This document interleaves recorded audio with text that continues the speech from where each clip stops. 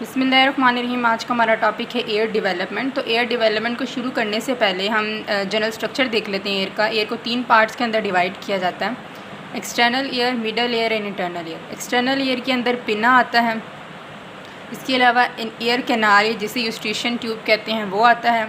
साथ में tympanic membrane की जो क्यूटिकुलर लेयर है, टिम्पैनिक मेम्ब्रेन की 3 लेयर होती हैं: क्यूटिकुलर लेयर, फाइब्रस लेयर और म्यूकस लेयर। तो इसमें जो क्यूटिकुलर लेयर है वो इसी का पार्ट होती है एक्सटर्नल एयर का। इसके बाद ये आ जाता है हमारे पास मिडल एयर। मिडल एयर की एक कैविटी है जिसे टिम्पैनिक कैविटी कहते हैं, और साथ में ये 3 एयर ऑसिकल्स, मीनियस, इनकस और स्टेपीज़, और साथ में यूस्टेशियन ट्यूब जो है इसे फेरेंक्स के साथ कनेक्ट करती है। उसके बाद आ जाते हैं इनर एयर। इनर एयर में 3 semi circular canals, superior, posterior और लैटरल होती है। सबसे पहले सुपीरियर बनती है, फिर लैटरल बनती है और फिर पोस्टीरियर की डेवलपमेंट होती है।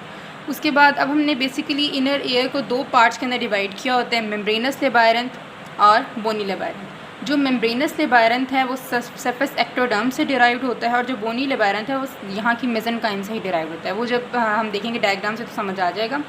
अब हम एयर की डेवलपमेंट को प्रॉपर शुरू करते हैं।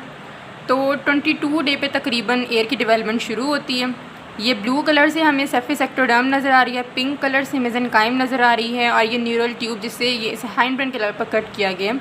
तो हाँ, ये हाइंड ब्रेन है। हाइंड ब्रेन के एंटीरो लैटरल जो है सरफेस एक्टोडर्म पे एक थिकनिंग अपेयर होती है जिसे हम कहते हैं ऑटिक प्लेकोड। 22 डे पे ही होता है। उसके बाद ये ऑटिक प्लेकोड जो है इनसाइड इन्वेजिनेट करना शुरू करता है। जब इसकी इन्वेजिनेशन होती है, ग्रूव बन जाता है, तब हम इसे ऑटिक पिट या ऑटिक ग्रूव कहते हैं। ये ऑटिक पिट या ऑटिक ग्रूव। उसके बाद ये जो है मज़ीद इसकी इन्वेजिनेशन होती है और ये फिर पिंचेस ऑफ हो जाता है सरफेस एक्टोडर्म से, तब हम इसे ऑटिक वज़ाइकल कहना शुरू हो जाते हैं। ये तकरीबन 27 डे पे, या जिसे हम 3rd वीक कह दें अप्रॉक्सीमेटली, ये काम हो जाता है। तो हम 3rd वीक पर थे। अब यहाँ पे तकरीबन 4th वीक पे यूँ होता है कि ऑटिक वज़ाइकल जो है वो आगे की तरफ मूव होना शुरू हो जाता है। पहले अब यहाँ पे देखें, ये यहाँ पे हमें ग्रूव नज़र आ रहा है जिसे हम कहते हैं फेरेंजियल ग्रूव। ये फर्स्ट फेरेंजियल आर्च का अपरेटस दिखाया हुआ है। यहाँ पे हमें पता है कि वहाँ पे एक ग्रूव होता है, साथ में पहले तो एक फेरेंजियल आर्च है, फिर उसके अंदर एक ग्रूव होता है, और यहाँ से जो है एंडोडर्मल इनर रीजन, यहाँ पे फेरेंजियल पाउच होता है। यहाँ पे अगर आप सपोज करें यहाँ पे पूरा फेरेंक्स है, तो फेरेंक्स से फेरेंजियल पाउचेज यूँ निकल रहे होते हैं, और यहाँ सरफेस एक्टोडर्म से ग्रूव भी बन रहे होते हैं। अगर एक आर्च है, फर्स्ट आर्च और सेकेंड आर्च के दरमियान एक ग्रूव प्रेजेंट होता है। तो यहाँ पे देखिए, ये जो फेरेंजियल ग्रूव है उसके दरमियान पिंक कलर की मेसेनकाइम और ये येलो कलर में जो फेरेंजियल पाउच है जो कि एंडोडर्मल इनर रीजन है, इस पूरे अपरेटस को हम कहते हैं फेरेंजियल मेम्ब्रेन। अब आप ये देखें कि ये ऑटिक वज़ाइकल जो है वो पिंचेस ऑफ पूरा हो गया है। ये तकरीबन 5th वीक पे इस तरह होता है कि पूरा पिंचेस ऑफ होके आगे मूव करना शुरू कर देता है।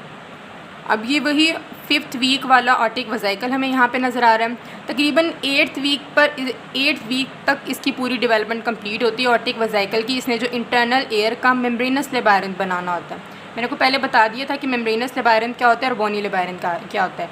तो ये जो ऑटिक वज़ाइकल है ये मेम्ब्रेनस लेबायरंथ बनाता है, और जो बोनी लेबायरंथ है वो मेसेनकाइम से पहले कार्टिलेज बनता है और उससे बोन बनती है। तो पहले हम इसको देख लेते हैं। ऑटिक वज़ाइकल 2 पार्ट्स के अंदर डिवाइड हो जाता है एक इमेजिनरी लाइन के थ्रू। जो इसका वेंट्रल वाला पोर्शन है वहाँ से बनता है सेक्यूल। अल्फ़ाबेटिकली पहले SC आता है, और जो इसका डॉर्सल वाला है वो बनाता है यूट्रिकल। तो पहले सेक्यूल और जो इसका डॉर्सल वाला पोर्शन है वो यूट्रिकल। ये अभी 5th वीक पर है। जब 6th वीक शुरू होता है तो 6th वीक पे जो इसका सेक्यूलर वाला पार्ट है, सेक्यूल पार्ट है, जैसे सेक्यूलर पार्ट कहते हैं, वो अपनी आउट पॉकेटिंग उसकी निकलती है, और इस आउट पॉकेटिंग से बनना होता है कॉकलियर डक्ट ने। ठीक है, ये यहाँ से पहले एक आउट पॉकेटिंग निकली 6th वीक, 7th वीक और 8th वीक पर ये जो है ना अपने 2.5 टर्न्स को कंप्लीट कर लेता है। बस यहाँ पे एक छोटी सी एक कनेक्शन सा रह जाता है जिसे हम कहते हैं डक्टस रियूनियंस। तो ये इंपॉर्टेंट है, वाइवा के हिसाब से डक्टस रियूनियंस अक्सर पूछा जाता है। तो ये कॉकलियर डक्ट को इससे सेक्यूल से कनेक्ट करता है। ये कनेक्शन होता है कॉकलियर डक्ट और सेक्यूल के दरमियान। अब जैसे 6th वीक में यहाँ पे एक आउट पॉकेटिंग निकली है, वैसे ही ऊपर भी एक आउट पॉकेटिंग निकलती है यूट्रिकल से। बिल्कुल 6th वीक पर अब ये आउट पॉकेटिंग यहाँ पे एक्सपेंडेड आउट पॉकेटिंग निकली है। अब देखें, अब ये 2 लेयर्स है ना, अगर ये एक बैलून की तरह आप कंसीडर करें इसे एक बैलून को, तो इसकी 2 लेयर होंगी, ऊपर वाली लेयर और नीचे वाली लेयर। तो इसमें जो बैलून के सेंट्रल वाले ऐसे सपोज़ करें आप एक्सपेंशन निकली है, उनके 3 एक्सपेंशंस यूँ निकली हैं। उन एक्सपेंशन, हर एक एक्सपेंशन का जो सेंट्रल पोर्शन है उसमें दोनों लेयर जो हैं वो फ्यूज़ कर गई हैं। पहले दोनों लेयर्स ये देखें, ये फ्यूज़ कर गई हैं और फिर सेंटर से वहाँ पे अपोप्टोसिस होना शुरू हुई। तो जब यहाँ से अपोप्टोसिस होगी, सेल डीजनरेट होंगे, तो साइडों से हमें एक ट्यूब मिल जाएंगी, 3 ट्यूब्स हमें यहाँ पे मिल जाती हैं। उन 3 ट्यूब्स को हम कहते हैं सेमी सर्कुलर डक्ट। तो और इसके अलावा जो है ये जो यूट्रिकल है जिसमें से सेमी सर्कुलर डक्ट निकली हैं, यहाँ से जो है सेकस एंड डक्टस एंडोलिम्फेटिकस भी निकलता है। इसके अंदर ये एंडोलिम्फ से फिल्ड होता है। ये स्ट्रक्चर भी यहाँ पे इधर दिखाया हुआ है, सेकस एंड डक्टस एंडोलिम्फेटिकस, या इसे एंडोलिम्फेटिक डक्ट इन सेक कहते हैं। अब हमने 8th वीक तक डेवलपमेंट को देख लिया कि 8th वीक पर, तो 8th वीक तक हमने देख लिया था कि इसका जो डोर्सल पोर्शन है वहाँ से यूट्रिकल से सेमी सर्कुलर केनाल निकली हैं और वो पूरी डेवलप कर गई हैं, और जो इसका वेंट्रल वाला था वहाँ से सेक्यूल से ये पूरी कॉक्लियर डक्ट बन चुकी हैं। अब यहाँ पे जब सेमी सर्कुलर केनाल जब इसके अंदर ओपन होती हैं यूट्रिकल के अंदर, तो डायलेशंस बनाती हैं। ये सारी केनाल जब इसके अंदर ओपन होंगी तो यहाँ पे डायलेशंस बनाएंगी। उन डायलेशंस पर जो है 2 तरह की डायलेशंस बनती हैं। एक को हम कहते हैं क्रस एम्प्यूलेयर और दूसरे को कहते हैं हम क्रस नॉन एम्प्यूलेयर।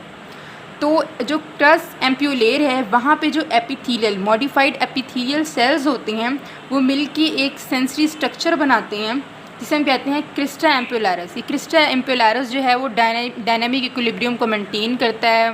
फॉर एग्जांपल हम किसी मूविंग ऑब्जेक्ट के अंदर हम कार में बैठे हैं, ड्राइव कर रहे हैं, तो वो हमारे डायनामिक इक्विलिब्रियम को मेंटेन करता है।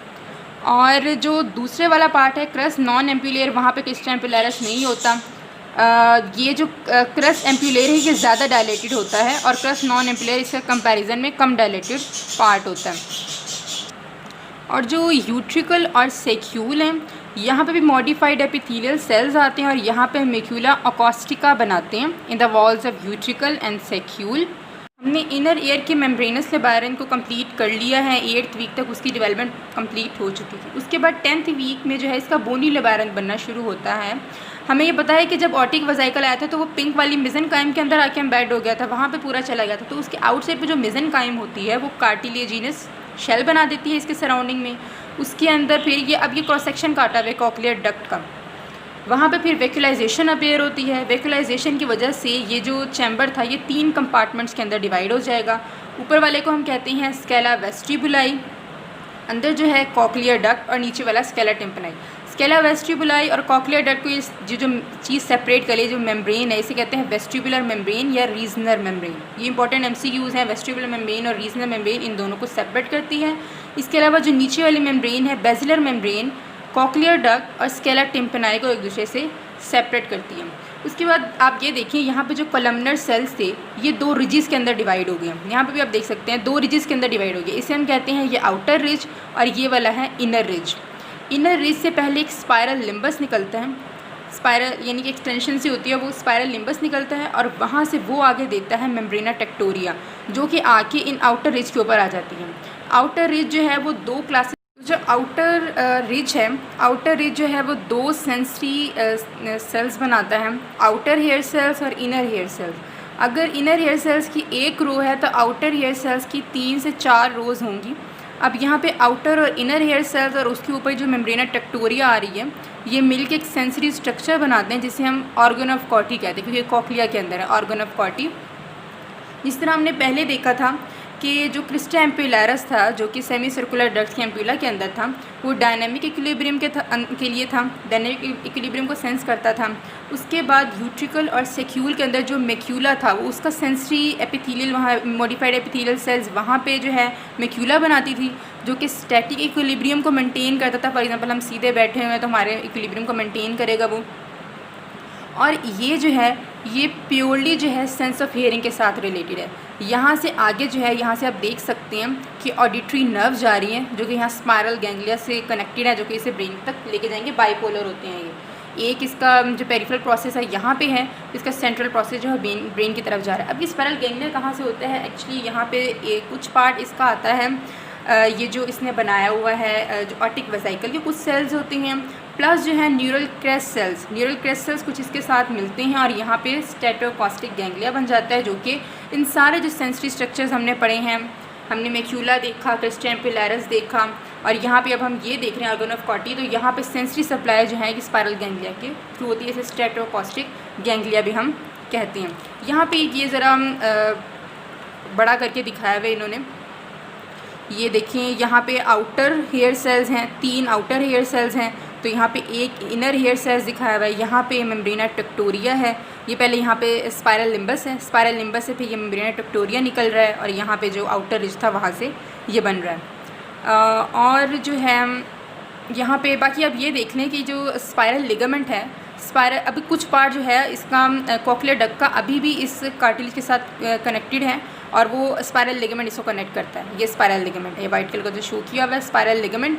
और यहाँ पे जो है ये मेड्यूलस जो है ये एक्सिस है जिसके अराउंड पूरे टर्न्स होते हैं, तो ये बोनी पार्ट जो है जिसके अराउंड पूरे टर्न्स हैं, तो ये वो यहाँ पे मेड्यूलस दिखाया हुआ है। हमने जो है इनर ईयर की कंप्लीट डेवलपमेंट देख ली, उसका मेम्ब्रेनस के बारे में देख लिया, बोनी के बारे में देख लिया। अब हम मिडल ईयर को शुरू करते हैं जो कि कम्प्लीटली एंडोडर्मल इन ओरिजिन है। यहाँ पे ये येलो कलर वाली एक्सटेंशन हमने कहा था कि यहाँ पे फर्स्ट फेरेंजियल पाउच है, तो ये एंडोडर्मल इन ओरिजिन है। तो यहाँ पे ये आगे एक्सपेंड हुआ, इसने बना दी यहाँ पे ये ट्यूबर टिम्पैनिक रिसेस हमें नज़र आ रही है। ट्यूबर टिम्पैनिक रिसेस का जो सामने वाला पार्ट